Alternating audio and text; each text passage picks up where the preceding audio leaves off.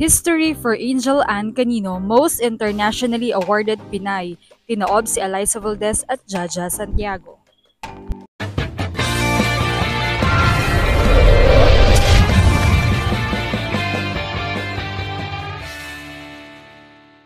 What's up, Volleyball Nation? Welcome back to my YouTube channel. Narito ako para magbigay sa inyo ng updates tungkol sa mundo ng volleyball. Pero bago yan, don't forget to subscribe and hit the notification bell para updated ka sa aking mga videos.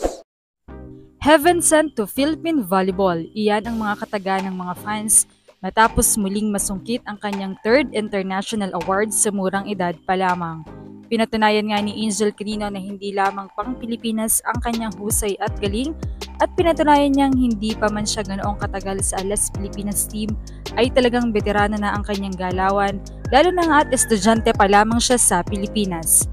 Samantala sa pagtanggap nga ni Angel ng kanyang ikatlong International Award sa kasaysayan ng pambansang koponan ng Pilipinas sa larangan ng volleyball, isa sa mga pangunahing sukatan ng tagumpay ng isang manlalaro ay ang pagkakamit ng mga individual na karangalan sa mga international na torneo habang suot ang kulay ng bandila. Sa ngayon ay si Angel Ann Canino nga ang maituturing na pinakamaraming individual na international awards habang kinakatawan ang Pilipinas sa women's volleyball. Naitala niya ang 2 sunod na parangal mula sa Asian Volleyball Nations Cup o AVC, kung saan ay nakuha niya ang kanyang Best Opposite Spiker noong 2024 ABC Challenge Cup at Best Outside Hitter noong 2025 ABC Women's Nations Cup.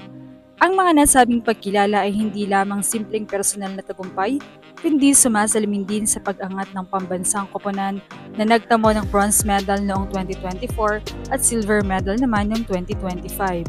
Ang una at pinakamataas na naabot ng Pilipinas sa kasaysayan ng AVC tournaments. Sa murang edad at maikling panahon na pagsabak sa international scene, si Canino ay naging simbolo ng bagong henerasyon ng mga Filipina atleta na may tapang, galing at consistency sa pinakamataas na antas ng kompetisyon. At ang latest award nga ni Canino ay ang CV League First Best Outside Hitter. Sa kabilang banda, sina Jaja Santiago at Eliza Valdez ay hindi rin matatawaran ang naiambag sa larangan ng volleyball.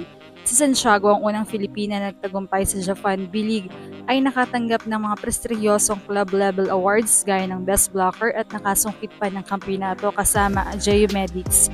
Gayun din si Valdez ay kinilalang mukha ng volleyball sa bansa at naglaro sa mga international na club tulad ng Thailand at Taiwan.